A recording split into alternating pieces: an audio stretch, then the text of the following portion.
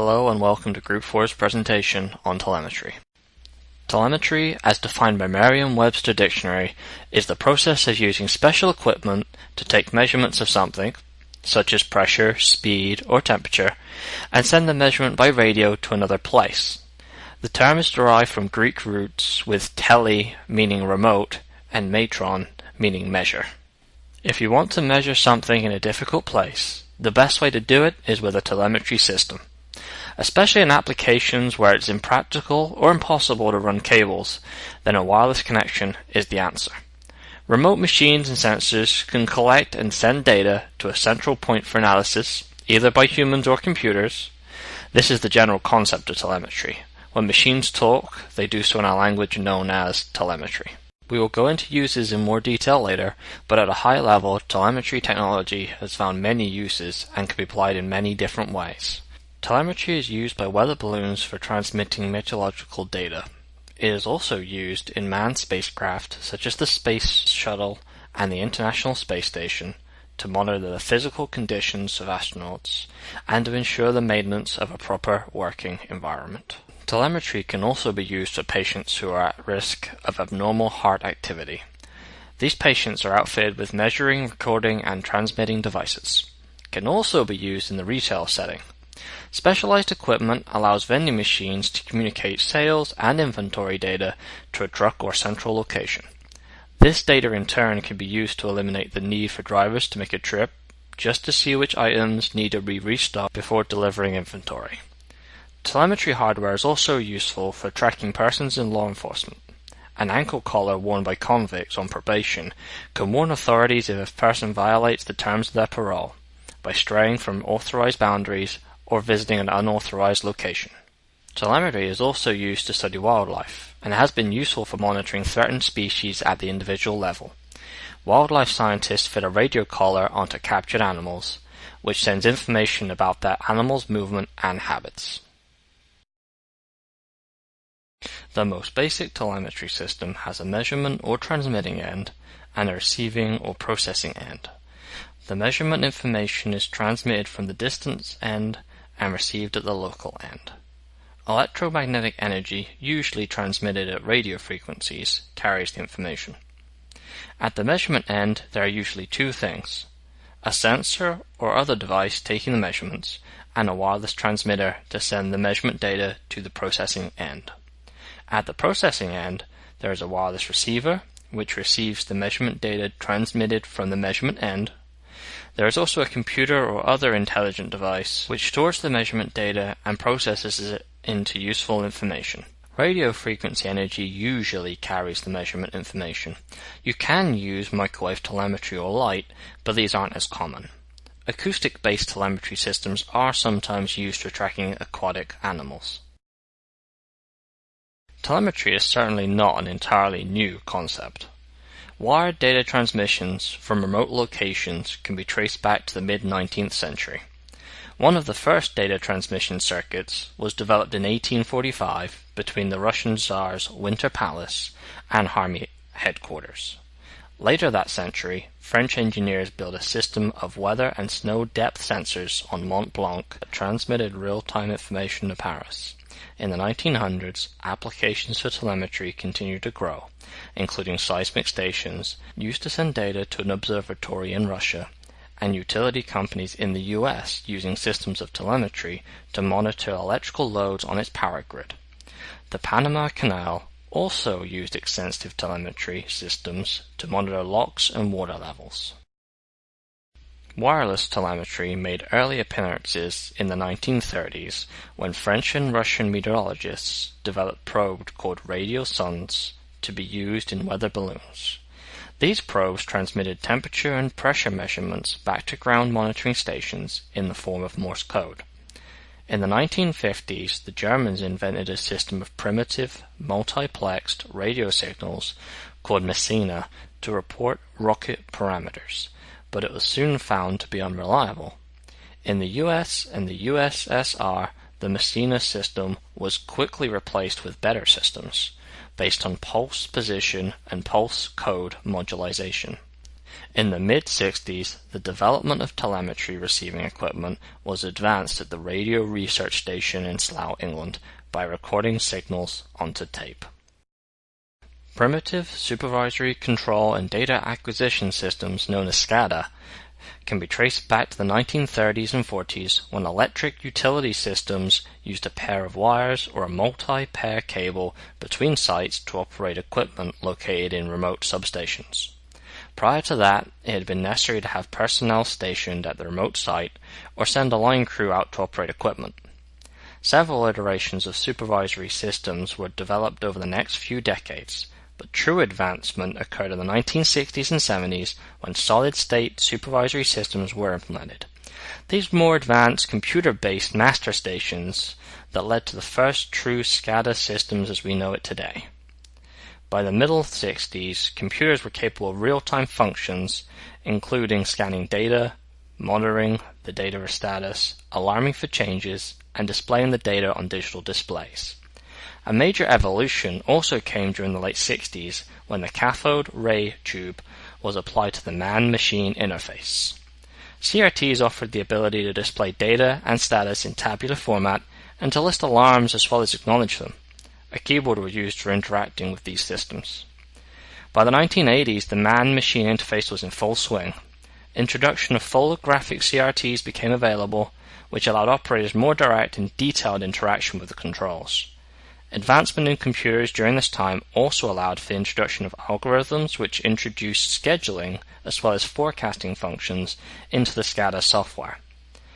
As technology has advanced, machine-to-machine interfaces have taken over many of the responsive activities, with only the more advanced decision-making falling to human operators.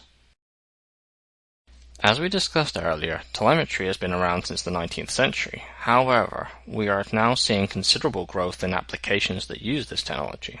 One of the main drivers for this is that the cost to implement wireless telemetry systems today is substantially less compared to what it was 10 to 15 years ago. Applications that were previously not economically feasible are now cost-effective. The expensive equipment with radio transmitters are being replaced with more affordable smart objects. With recent technological advancements, the smart objects are now embedded with sensors, memory, power supplies, and wireless network capabilities, expanding their utility. Technology has been another substantial factor in this growth as it has made data transmission more affordable. Another large factor is the fact that competition for every industry is getting tougher, and customers are demanding better, cheaper, as well as more personalized products and services. With telemetry, organizations are able to increase focus on service and quality by responding immediately to market demand, giving them a competitive advantage.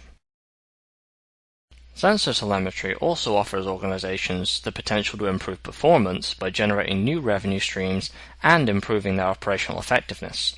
There are potential applications in every industry. Let's dive into some of the industries that use telemetry, starting with agriculture. In this industry, sensor networks track various environmental factors and activities, including soil and air temperature, soil moisture, leaf wetness, and rain levels. This data is used to create a complete water management system with drip irrigation, from which one can control pumps and valves from a remote office or smartphone. This application of telemetry empowers users to save water, electricity, chemicals, fuel, and maintain optimal growing conditions while automatically keeping records. The transportation industry also extensively uses telemetry. In addition to monitoring details of the load, such as GPS location, temperature, and weight, telemetry is also used in fleet management, logistics, and even railroad signaling through systems such as the European Rail Traffic Management System. ERTMS is essentially a progressive program towards driverless cars for the railroad industry. Governmental departments are also taking advantage of telemetry. The government is continually being pushed into accomplishing more with less, mostly through budget cuts and job reductions. Implementing telemetry has helped them reduce costs and use less manpower. For example, the city of Meriden in Connecticut saves money and time with new telemetry units that assist in providing high-quality drinking water. In addition, the FDA is conducting more hygiene inspections through telemetric systems, and the government has achieved lower maintenance costs for the public transportation systems. In the marine industry, telemetry is enabling researchers to track sea animal behavior. This study is improving ocean forecasts, protecting endangered species, and finally improving fisheries management.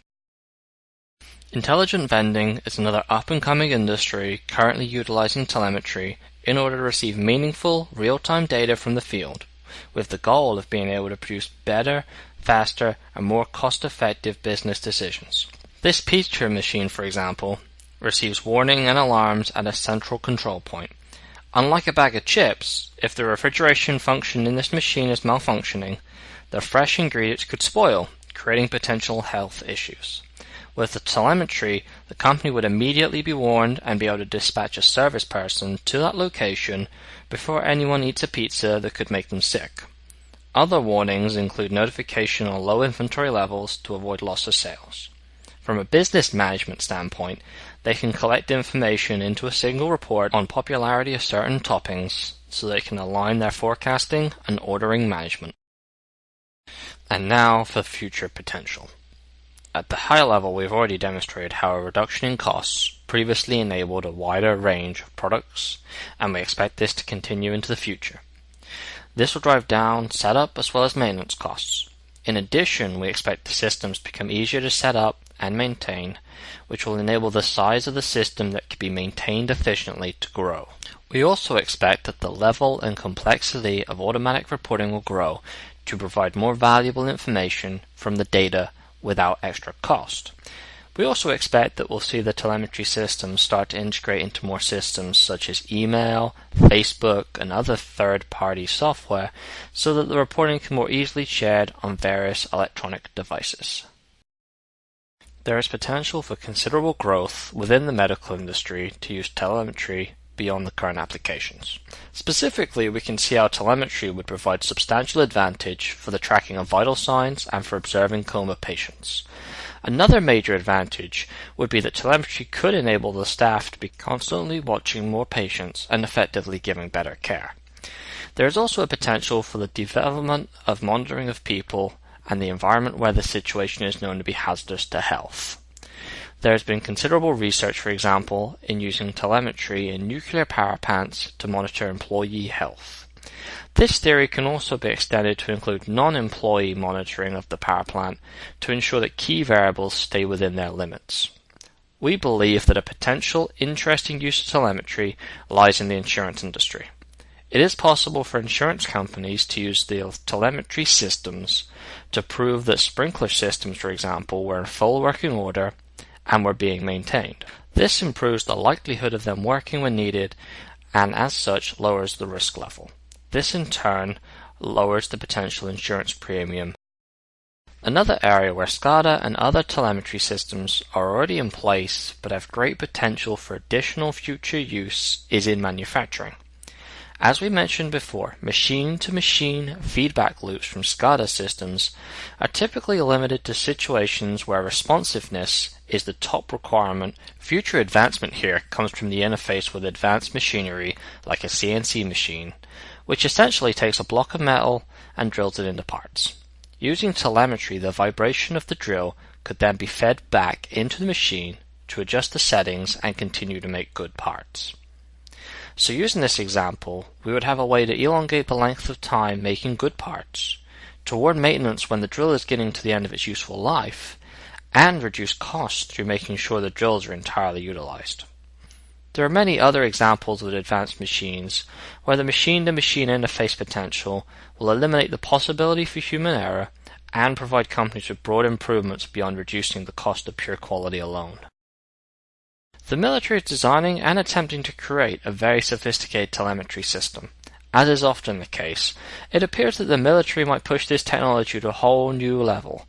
The military is discussing movement from a single non-manned drone to an entire military that is able to be observed and controlled from a series of PCs.